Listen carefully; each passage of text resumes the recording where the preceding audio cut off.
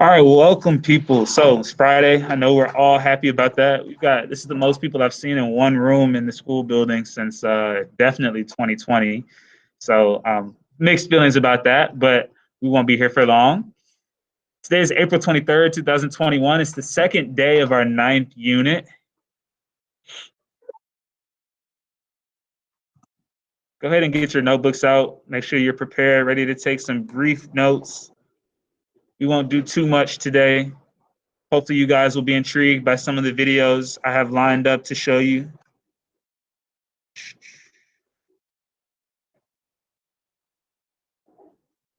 I think a lot of what we're going to talk about today is pretty intuitive, meaning you probably already have some thoughts about it, or maybe you've at least heard of it.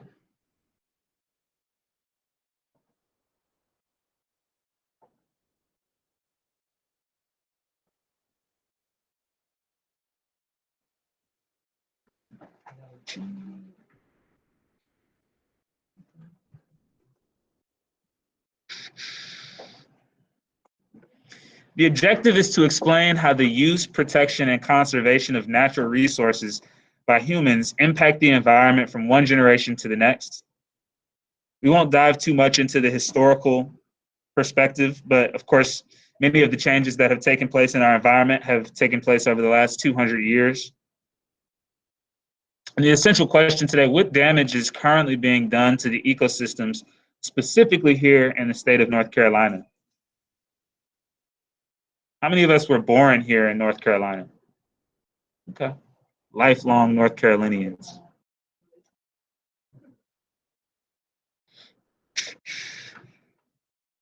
So I'm giving you all a moment to write down at least the title. You might want to throw in the date as well, maybe even Unit 9, Day 2.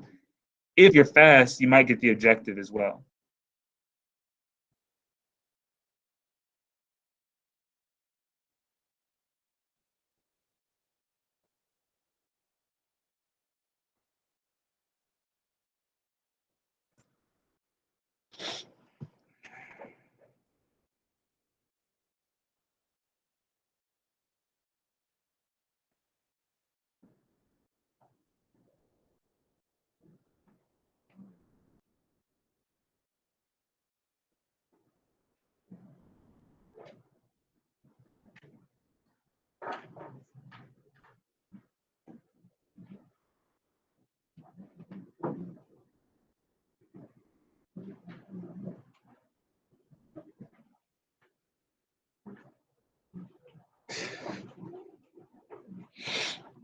All right, let's jump into it.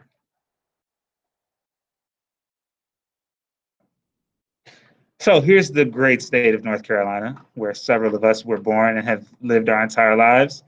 We're obviously in the middle of that red circle. Which county is that? What's the name of this county? Mecklenburg. Good, thank you. So we see that there are, in the state of North Carolina, I think there are like 88 different counties. We're here in Mecklenburg, which is southern central part of the state.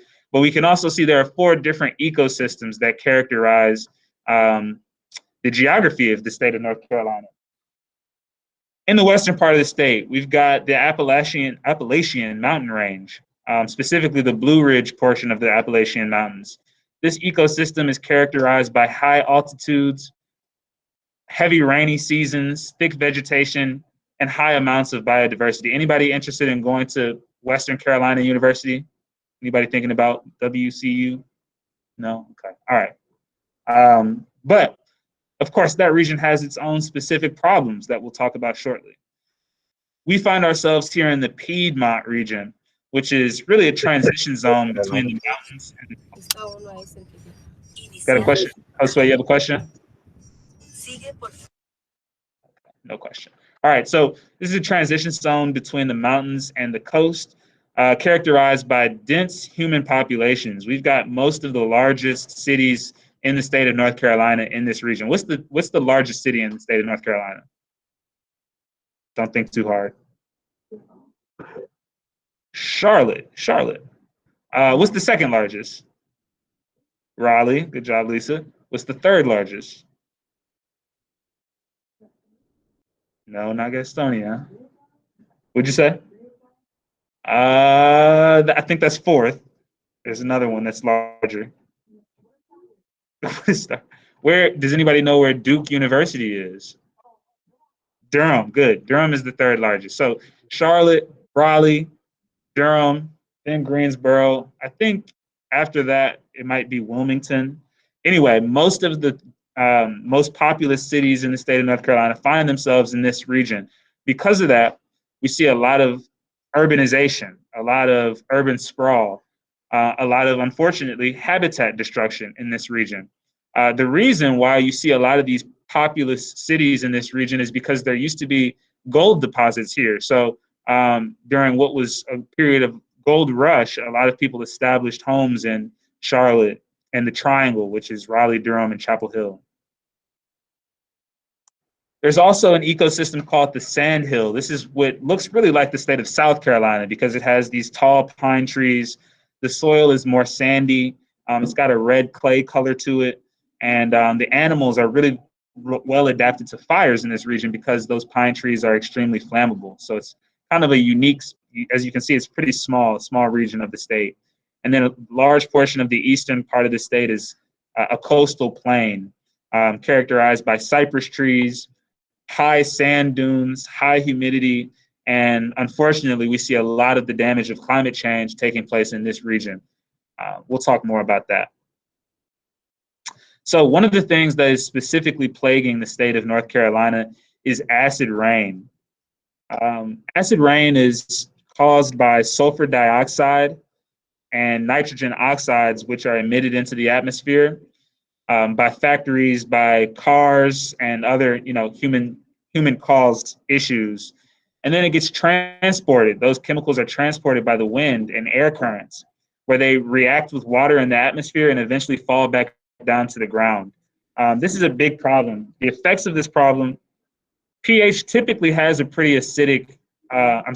Rain typically has a pretty acidic pH, 5.6. Neutral would be 7, so 5.6 is a little more acidic, and that's because of the carbon dioxide that's naturally in the atmosphere. But when it picks up these sulfur dioxides and these nitrogen oxides, it becomes even more acidic, and it falls to about 4.4.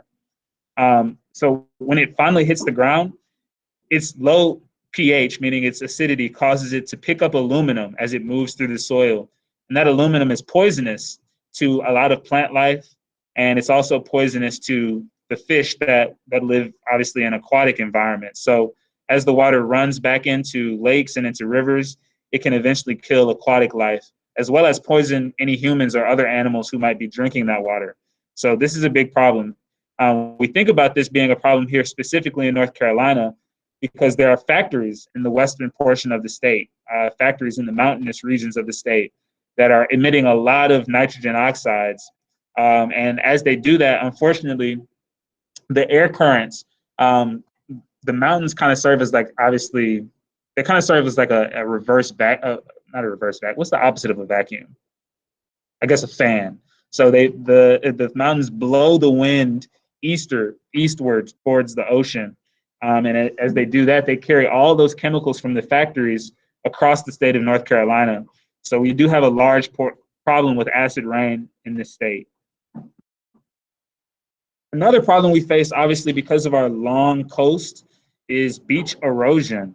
So as sea levels rise, as waves and weather events become stronger, the coast floods a lot more. And with those floods, it carries rocks and soil away from the land and back into the ocean. So that's the process of beach erosion. This has a huge financial cost in the United States. It's responsible for $500 million of damage every year and property loss every single year. And if you just think about the economic impact of that, that's $500 million that is not going to other vital resources that we could potentially use, that citizens of the United States could be using in other ways. It also leads to about 80,000 acres of coastal wetlands being lost annually. So these are not areas where there are buildings that are being lost, but these are areas where habitats are being lost. And that's the equivalent of 7 football fields disappearing every single hour of every day. Right? It's a huge amount of land. So here's an interesting picture. This is actually off the coast of Alaska. So this isn't here in North Carolina, but you can see even in August of 2007, that overhang is there because some of the land had already been eroded. And not even a year later, the land toppled, right? It fell into the ocean. Eventually, it will continue to erode, and that area which was once kind of a cliff will eventually become a beach, and the land will be pushed back, you know, dozens of feet. So we see the same thing happening in eastern North Carolina, unfortunately. The solution to this, you might think, why can't we just put up concrete barriers to stop the water from eroding the land? That can actually be even worse than not doing anything. This destroys habitats. This can disrupt fish migratory patterns. And this can actually lead to even more severe weather events because the waves get stronger as they push up against that concrete. So the best solution is actually to implement natural life, put more plants there, reintroduce fish species that may have become extinct in that specific area, and hope that they can, you know, have an impact on the coast. We call those living shorelines rather than artificial. Again, here in the Piedmont region, which characterizes the 4 or 5 largest cities in the state of North Carolina, the biggest problem really is urban development. So obviously, a lot of people over the course of the 20th century moved from rural areas to urban areas. The United States used to be characterized by more than 50% of people living on farms, and not large agricultural farms. These were just family farms that they kind of tended to themselves and that they used to, make their own money. Over the course of the 20th century, we're now in a position where about 95% of people live in either urban or urban or suburban areas, and very, very few people actually live on farms full time. What this means is that people are following jobs, they're following what they think is prosperity. Unfortunately, this also leads to increased poverty.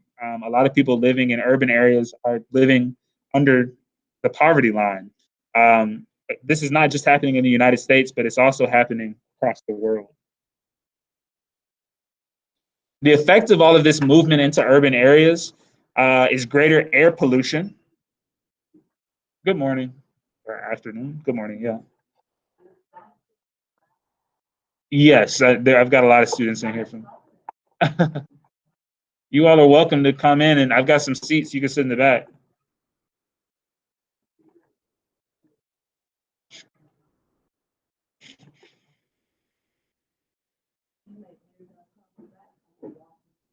Okay. All right. So, like I said, the effect of this urban development of people moving to urban areas is greater air pollution, which has a huge, very significant impact on human health, not just respiratory health, but also it can have an impact on your skeletal muscular health as well, your actual muscles. Urban development can magnify the risk of environmental hazards such as flash flooding.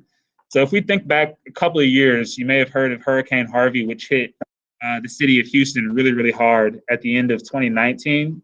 And then you guys were probably like 1 year old, but 2005, I'm sure you've heard of Hurricane Katrina. Both New Orleans, which was hit hard by Katrina, and Houston, which was hit hard by Harvey, are kind of built like concrete bowls. So they sink inwards. The problem with that is that when the water floods in, it's really, really hard to pump it back out.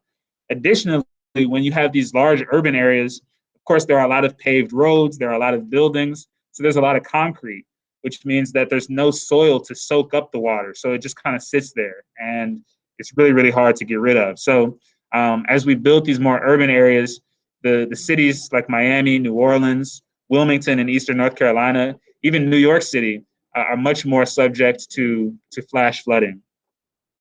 We know that animal populations are not only losing their habitat, but they're being poisoned by the toxic substances that are being placed into their water sources as well as into the soil.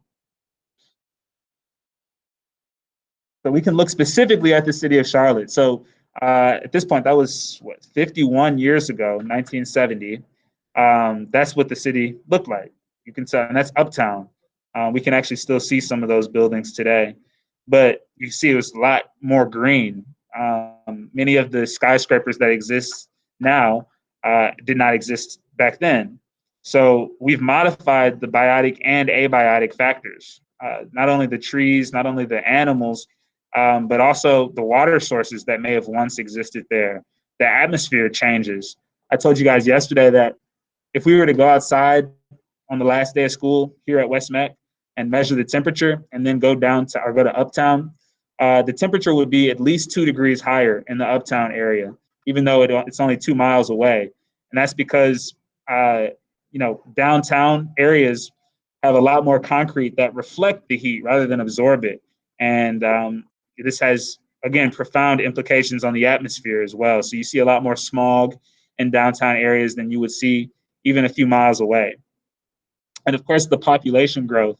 You've seen about a 400% population growth between 1970 and 2018. We're still seeing it grow. So that was 3 years ago. So, we're probably closer to 1 million people now. Has anybody ever heard of the Flint water crisis? You've heard of it, Lisa? Okay. So the Flint water crisis, let's just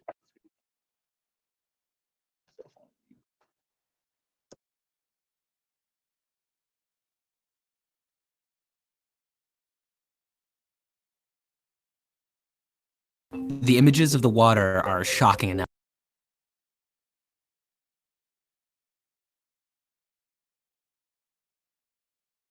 The images of the water are shocking enough.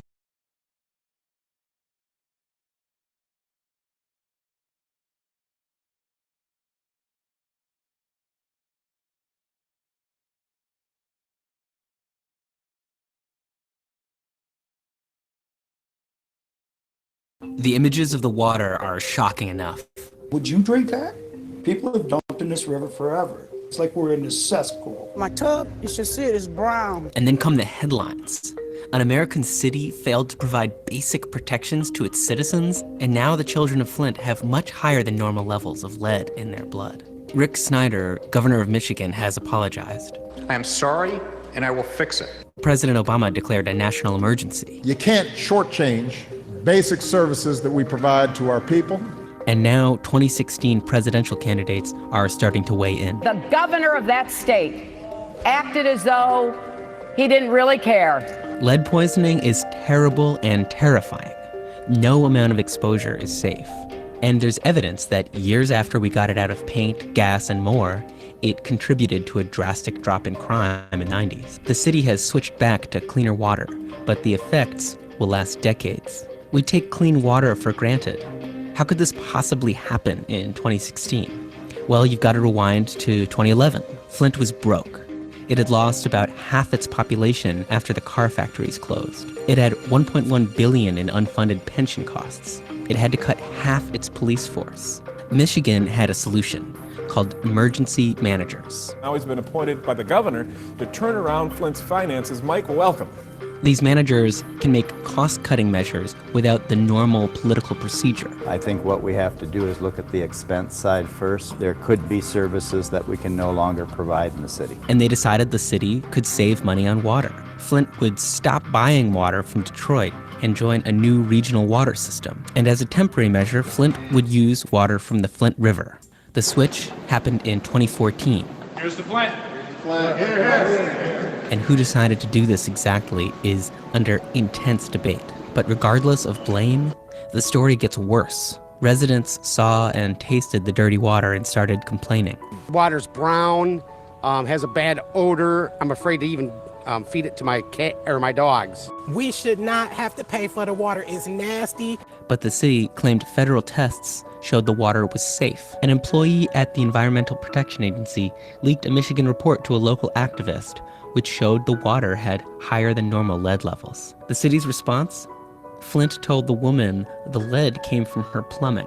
It took an outside investigation by Virginia Tech researchers that found elevated lead levels in the water for the state to admit there was a problem in September 2015. So the corrosion's eating up the pipes, it's eating up the iron pipes, it's causing main breaks, it's causing discolored water, and about 20% of the homes there's just too much lead. In October 2015, the government bought water filters for its citizens and switched back to water from Detroit. Before all this, 2.1% of the city's children had high blood lead levels, after it was 4%. For kids under 5 in the most affected zip codes, it was 6.3%. Why did Flint poison its citizenry?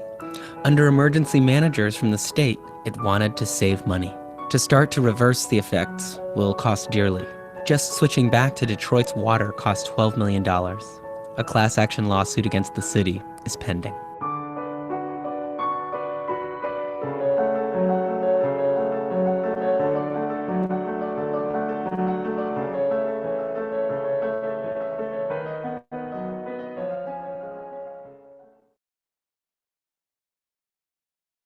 The images of the water.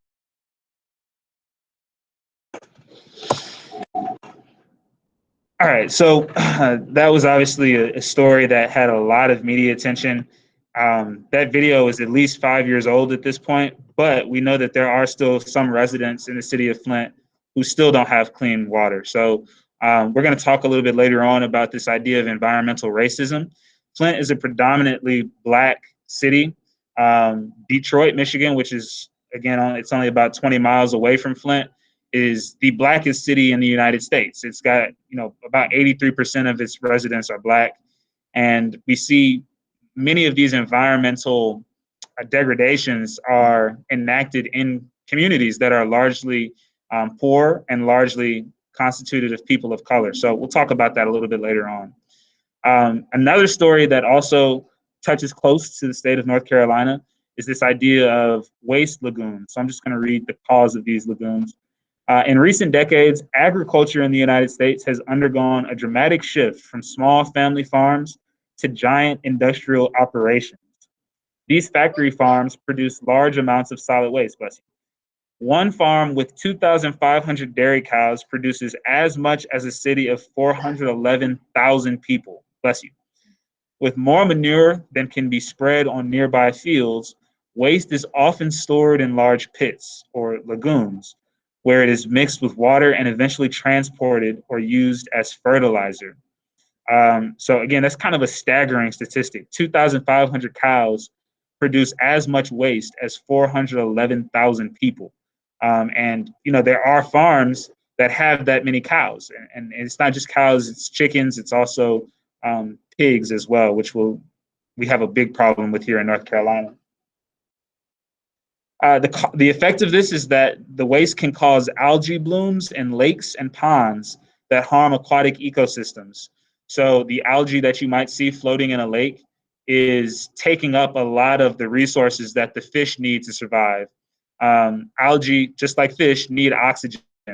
Water has a limited oxygen supply. So if the algae are soaking all of the oxygen up, we actually see that the fish are actually dying of asphyxiation. They're basically suffocating, which is kind of hard to imagine. How can a fish suffocate? But it's true. Fish need oxygen too. So if it's not in the water, then they can't actually die of that. We also know that these waste lagoons are placing E. coli, growth hormones, antibiotics, and chemical additives into the water supply as well, because the lagoons can kind of soak into the soil and it eventually drains into lakes and other sources of water where people drink from. So it's not a good situation. Let's look at this video. Here's a map of some of the livestock and poultry operations here in the state of North Carolina. Keep in mind, yesterday we talked about some of the flooding that's going to take place here. And a lot of that flooding is going to severely affect the eastern part of the state. If you look at this map, the eastern part of the state is heavily populated by swine operations, pigs. And as these lagoons get flooded, it will make its way into human drinking sources. So not a good situation. Again, we also know that many of the eastern parts of the state of North Carolina are occupied by people of color, indigenous populations, Black and brown populations, and they are being severely affected by these waste lagoons.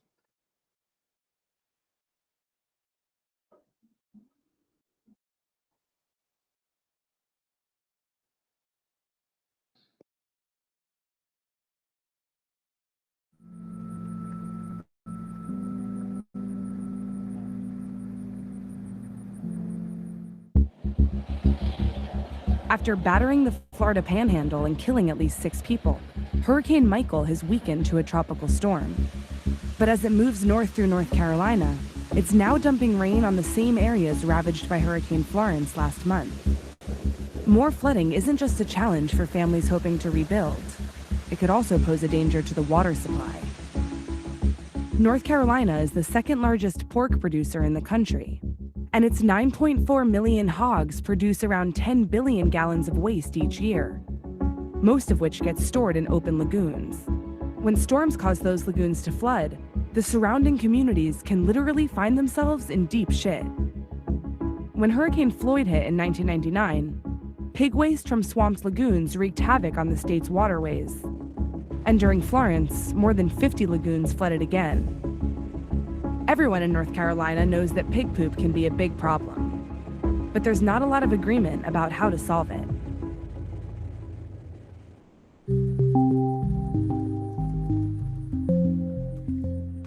Morris Murphy takes care of 15,000 hogs, and like many other farmers here in Duplin County, he puts their shit in massive open pits, 5 of them. This is pretty much standard industry-wide. You know, I get the question, all technology is advanced in all different ways. Why is it not hitting the farm? Y'all know anything I got with that? If it ain't fixed, don't broke. If it's not broke, don't fix it, The fill level in the lagoons is only allowed to get to a certain point. And to keep it there, Murphy uses the excess to fertilize his fields, using what amounts to the world's smelliest aerosol spray. The sprinklers rotate.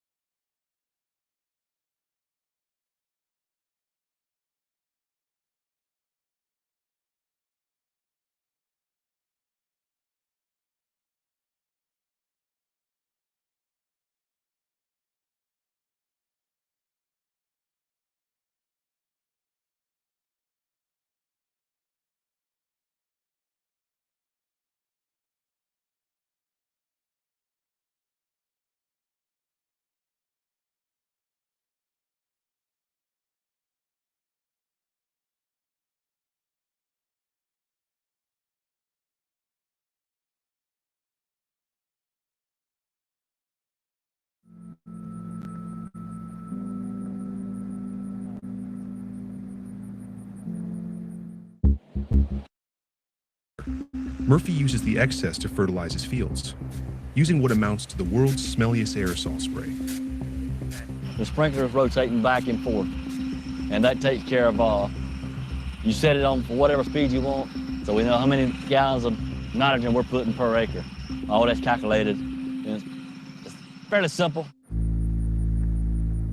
During Hurricane Florence, Morris's lagoons didn't flood, and the hog waste remained within his property. In his view, the system works, even in emergencies. And everybody saw this one coming. I mean, the industry as a whole, everybody done a fantastic job. Is this the best way to take care of the waste the hogs produce and then turn it into nutrients? It's the best way to my knowledge. If there's other, like I said, if there's other ways to do it, I'm open to listen to it. To put a cover on this lagoon right here, this size, would probably be $300,000. I got 3 of them. Here, I got 2 more. That'd be $1.5 million. I couldn't survive it.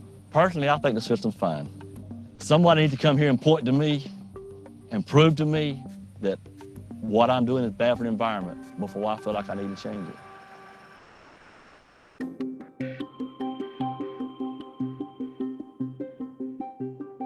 So what are we standing on right now?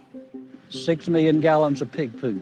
How ready do you think this lagoon is for Hurricane Michael? Very. Yeah, we could get 40 inches of rain and it wouldn't make any difference. Tom Butler runs 8,000 hogs in Lillington. A decade ago, he radically overhauled how his farm deals with waste. We've said several times during the first year, what have we gotten into? And that was due mainly to the odor and to the amount of waste we produced. In 2008, Butler decided to take advantage of now-defunct government funding programs to install airtight covers over his lagoons. The covers keep the odor down and prevent flooding. An operating system converts the trapped biogas into electricity. One reason why more farmers haven't adopted this solution is a quirk in the way the hog farming system works. Big agricultural conglomerates hire the farmers as contract growers. It's the conglomerates who own the pigs, but the farmers who own the shit. Meaning they don't have the incentive or the cash on hand to change the system on a larger scale. And dealing with waste seems like a pretty expensive problem. The biggest expense for us would be if I wanted to close the farm right now, had everything paid off, was absolutely disgusted and wanted to leave, it would cost me $320,000 out of my pocket to just close these two. So you rent the pigs and you own the waste? Yes. We didn't have any idea of what we were taking on because we weren't educated in waste management. I'd say 95% of the growers that signed contracts had no education in waste management. We have a system that's not working.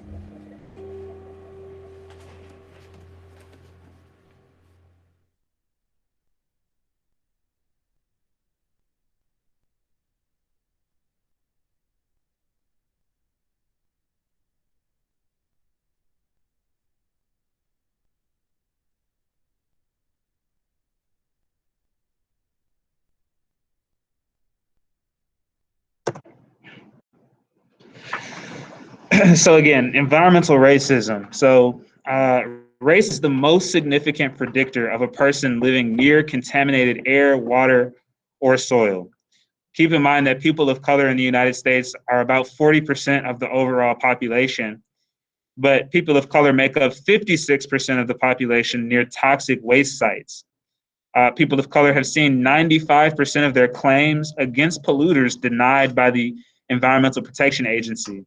The EPA is the federal government's agency that is supposed to be receiving claims of people who have been harmed by pollution, and they're supposed to help those people navigate our court system to potentially get some type of restitution against those claims. But apparently they're not really seeing most people of color. They're turning away 95% of those people. People of color have 38% higher nitrogen dioxide exposure and are 2 times more likely to live without potable water and modern sanitation. And this is in the United States, right? This is in the richest country in the world, the most powerful country in the world. So we're still seeing people who are not able to live with drinkable water. That's amazing. People who don't have modern sanitation. And this is what we mean by environmental racism.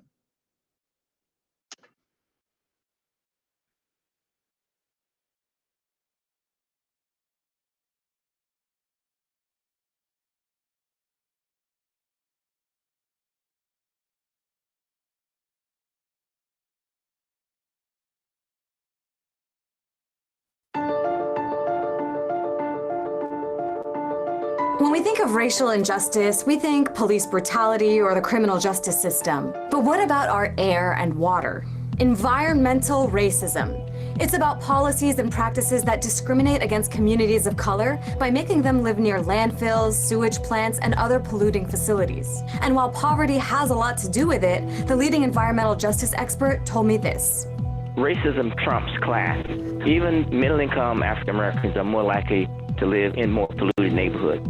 In fact, one study found that Black Americans making $50,000 to $60,000 a year are more likely to live in polluted neighborhoods than white Americans who make just $10,000 a year. Flint, Michigan is a textbook case of environmental racism. It's where 100,000 residents have been poisoned with toxic water contaminated by high levels of lead. Why? Because the state was trying to save a buck.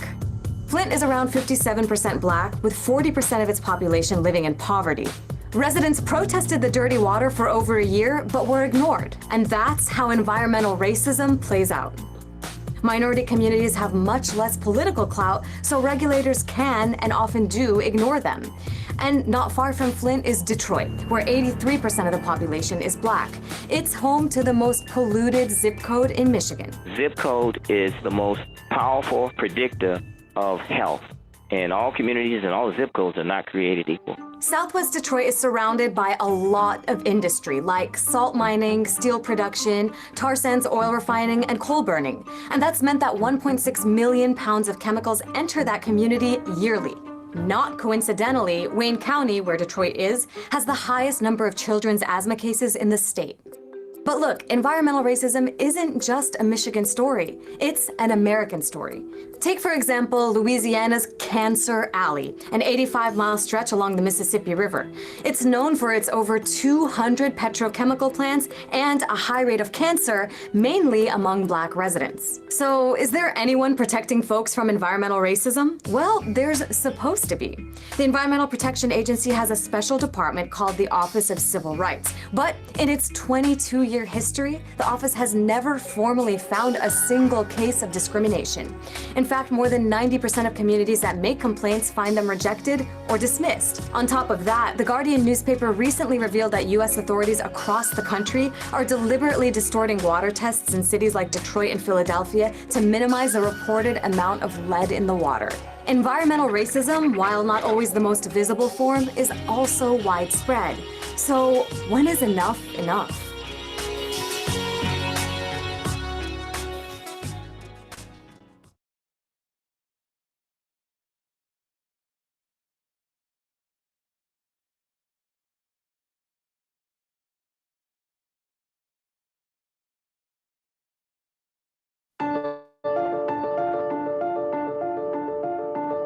When we think of racial injustice, we think police brutality or the criminal justice system. But what about our air and water? Environment.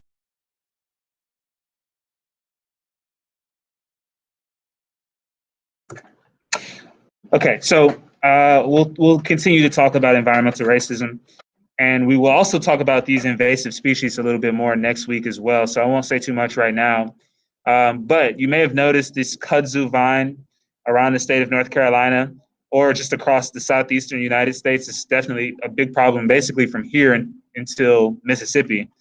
This is a vine that was introduced from Japan. It made its way here, likely on commercial fishing boats, and it has no natural predators. So the birds and insects in the United States do not eat kudzu, which is a problem because that means that it can grow basically uncontrolled. And so we see it essentially taking over much of the landscape in the southeastern portion of the country. And this also means that it's outcompeting native species, other vines that used to grow, other plant species that used to grow now cannot, because this kudzu vine has a root system and is taking up space as well as abiotic resources like sunlight and water that the other plants can no longer have access to.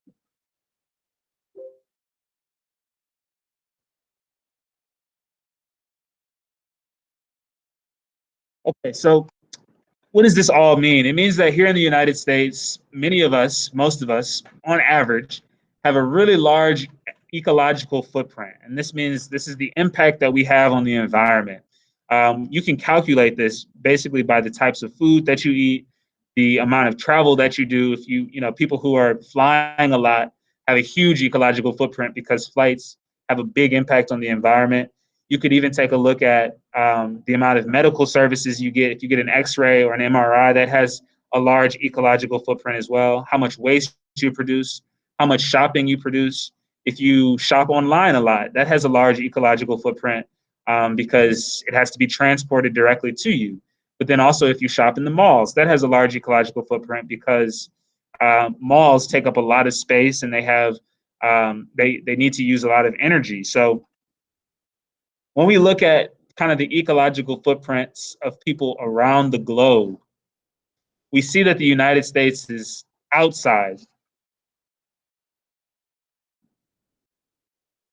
So of course, everything is distorted here to kind of put into perspective how much of an impact citizens of each country are having. You can see that the United States is a deep red, and that indicates that we have a really large ecological footprint relative to sub-Saharan countries in Africa, relative to India, Southeast Asian countries like Cambodia, Laos, Vietnam, Thailand. We see much smaller ecological footprints. People are not creating as much waste. If they are eating meats, which obviously some people are not eating meats, but if they are, they're probably eating meats that they have caught themselves or that they have domesticated themselves. South America is not as bad. We see that South America is kind of a midland country with the yellow color. But most of Western Europe and almost all of North America, minus Mexico, is kind of in the red there. All right, so this all really comes down to how we are using our resources. For the better part of human history, since we started to industrialize, we have used non-renewable resources. These are resources that cannot easily be replenished. They take a long time for the earth to create. So fossil fuels, coal, natural gas. One of the bigger concepts now is nuclear power, but even nuclear power relies on uranium, which is an element that needs to be mined from the earth. And of course, it takes a long time to replenish that uranium, if it can ever be replenished. So these non-renewable resources are not only hard to get, but they're also not good for the environment because they are releasing a lot of carbon into the atmosphere, which is having huge impacts on our Earth.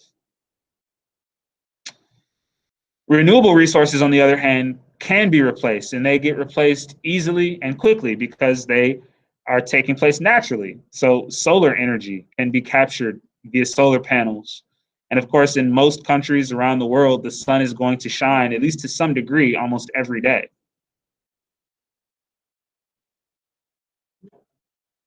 A what? I do not. Which kind do you need? The circular kind? Yeah. Does anybody have a Chromebook charger with the circular adapter that this young man can borrow? Thank you, Deasia. Wind energy can, of course, be captured by wind turbines.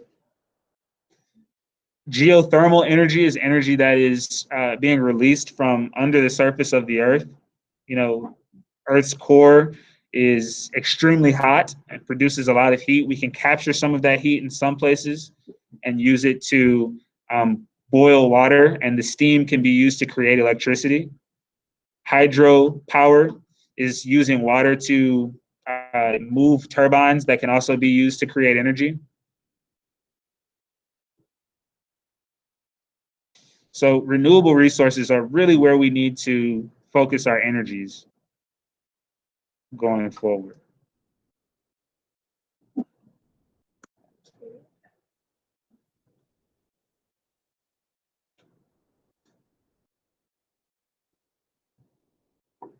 So make sure you write down some of the examples of these resources as well.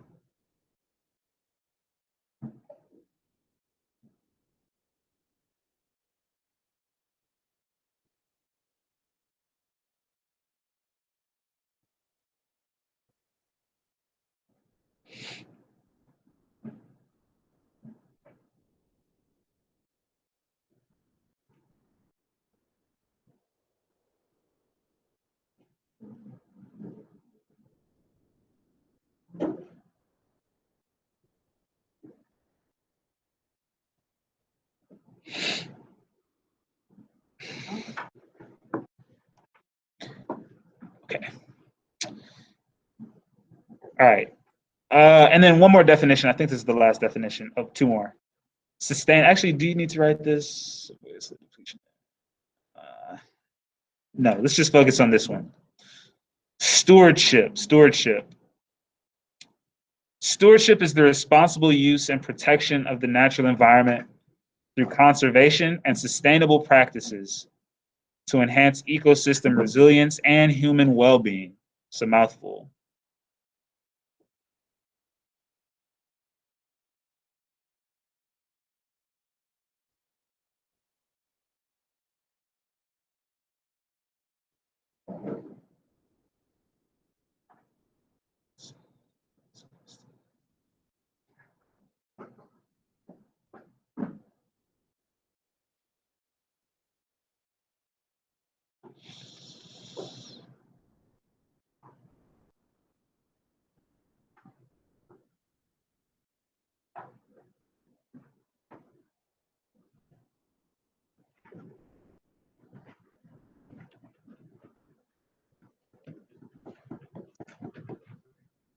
So what does this actually look like in practice? We want to focus on restoration and protection projects.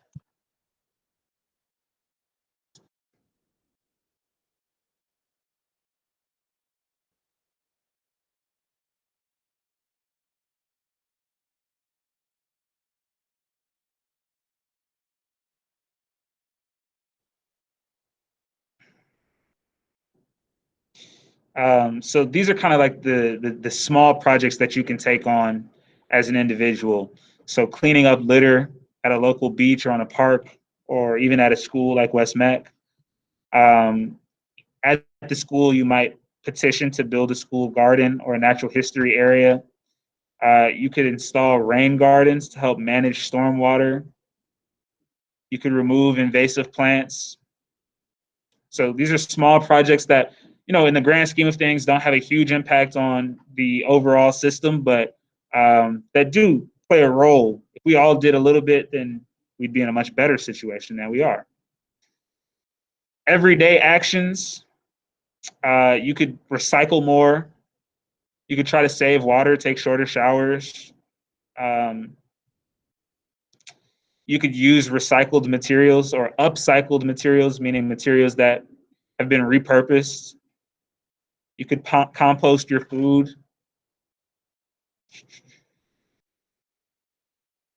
Community awareness, this is a big one, especially for young people. Some of the most successful and effective climate activists are teenagers that are running organizations that are taking in millions of dollars of donations every year and that are doing some of the most important work. So if you've got time, that's a great thing to donate. Not all of us have money or financial resources that we can give, but many of us do have time that we can donate to give presentations, just to learn more, to share information on social media, to post flyers, to attend events. These are things that we can do relatively easily. It's just a matter of donating our time. And then civic action. You all probably aren't old enough to vote yet, but you will be very soon. So making sure that you're voting for candidates who are serious about climate change, or taking action on behalf of climate change. You can write, even at 16, 15 years old, you can still write to your elected officials, even if you can't vote for them. And you can agree to educate your peers about things that you care about. This is what activism looks like in practice. This is what stewardship looks like in practice. It doesn't have to be, trying to get into a board meeting with the owner of some fishery or with the owner of some waste management company. It could be small actions that, like I said, if each of us took every day, we'd be in a better situation than the one we're in. But like I mentioned yesterday, we've got 9 years at this point. We're going to watch a video, I think on the next slide, that's going to mention 12 years. That video was shot in 2018. It's 2021 now. We've got 9 years to make some significant changes, or else we will run into a situation where we have permanent damage that cannot be undone, or damage that cannot be undone for hundreds of years. So we really have to make some significant changes now.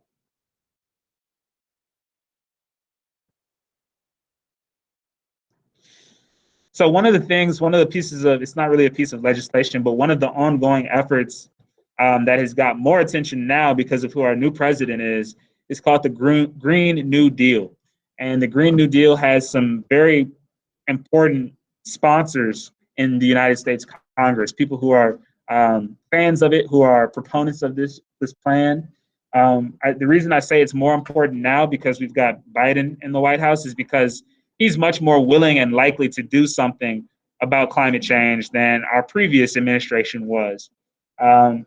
Most recently, he came out with a nearly $2 trillion infrastructure plan. $2 trillion. Can you imagine that? You can't even really conceptualize.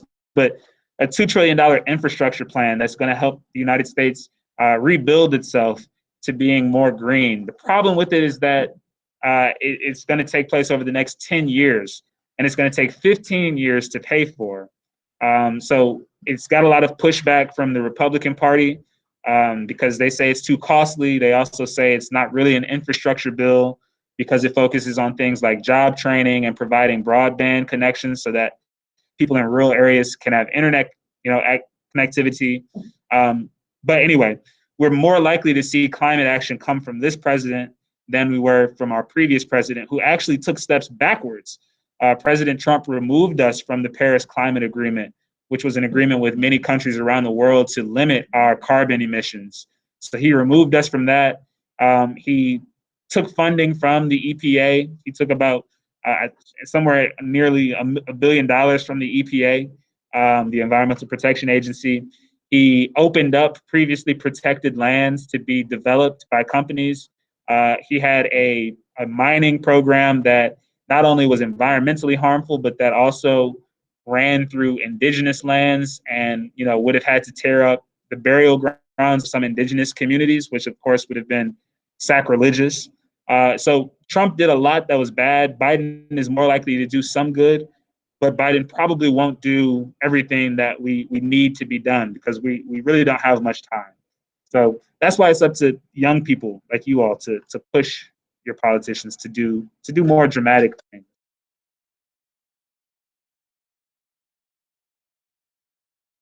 This is a group of the world's best climatologists. Every few years, they gather to tell us what's happening to our warming planet. In 2018, they had some news. It's very clear that half a degree matters. This is a chart of how much the global temperature has gone up since we discovered fossil fuels. For a long time, scientists said that we should try to stay under this line, 1.5 degrees Celsius. But that really, we'd be okay if we ended up below this line, 2 degrees.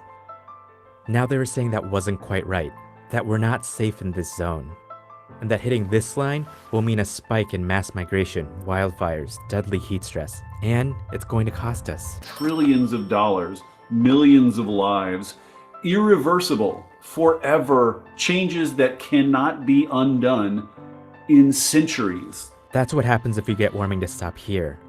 And right now, we're on track to go way past that.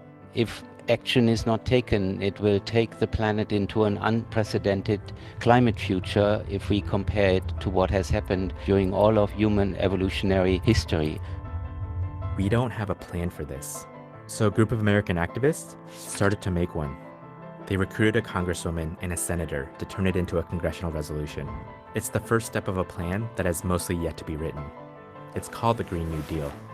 And inside, there's something we might not want to hear. This is the Green New Deal resolution. It's only 14 pages. And to understand what's in it, it's important to understand what's not. It is not a bill. It's not legislation. It's not a policy proposal. It's not anything that you could pass and make law. This is my colleague, David Roberts. Dave's written a lot about the Green New Deal, and he says the 14-page resolution is just a first step.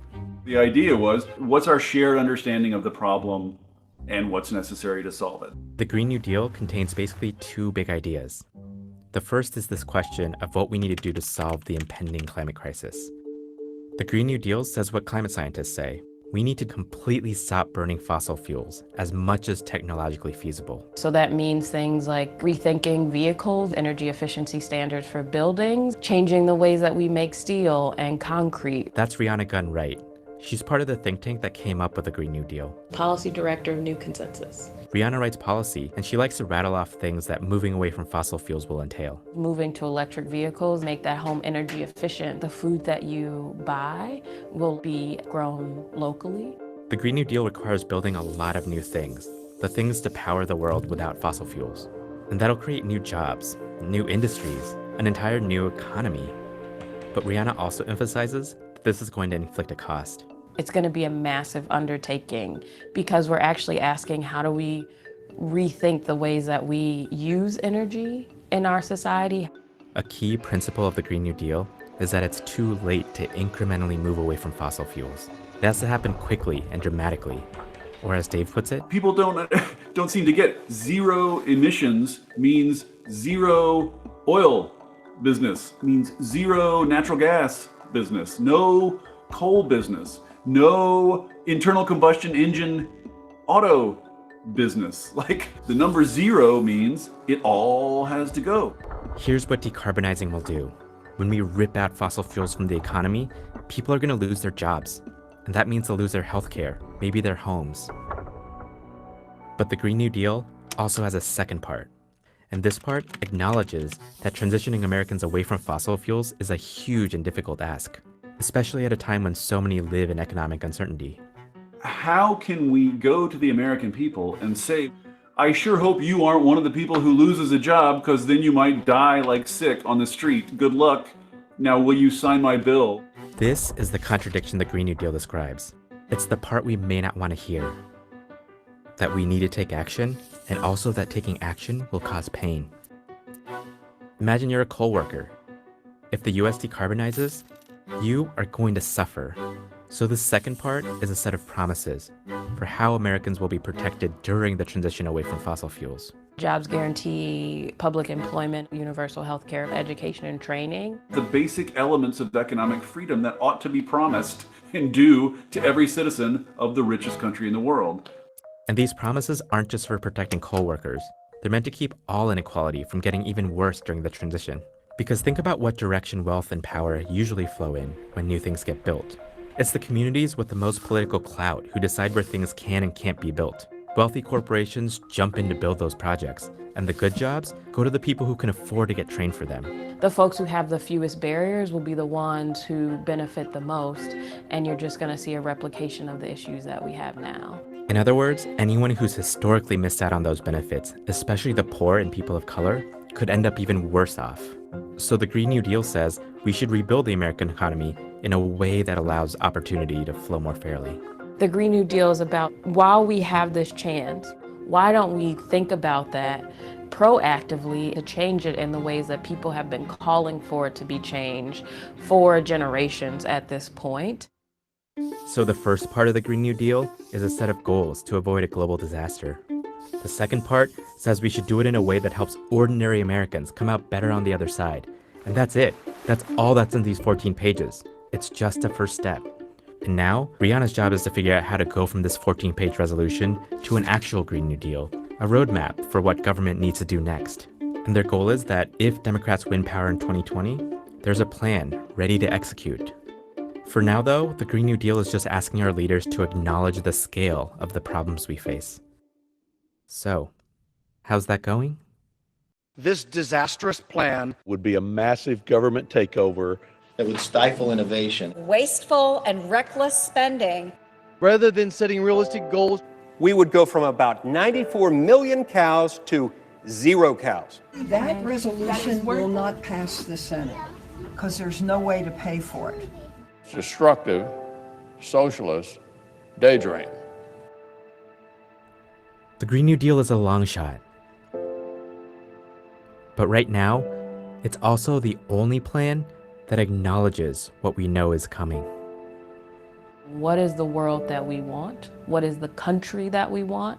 And how do we get there? And how do we get there in a way that is just? And how do we get there in a way that stabilizes the climate and heals our planet? Because if we don't do that, then there will be no paradigm because there will be nothing to fight for.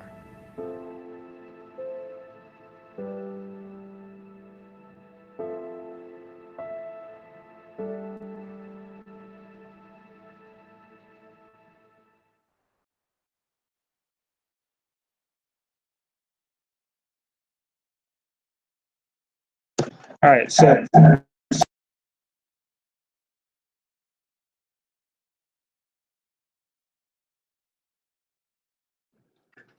so my students, there is an exit ticket for you all to knock out. The assignment today is most missed questions from our Unit 8 exam.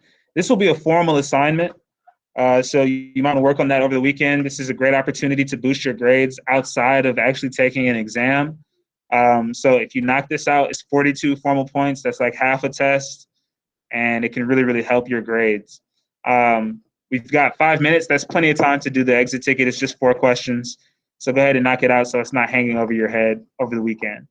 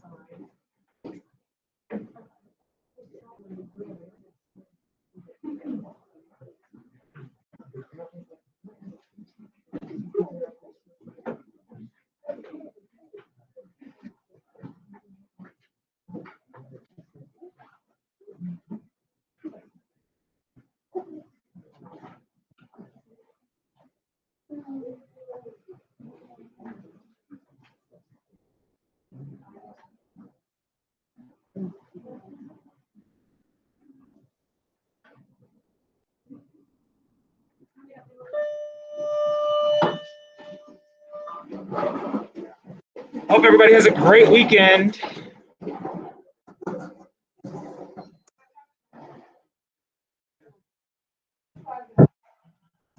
See you, Sully. See you, Dijon. See you, Melissa. Appreciate you. See you, JT. Have a good weekend. Thanks, Lance.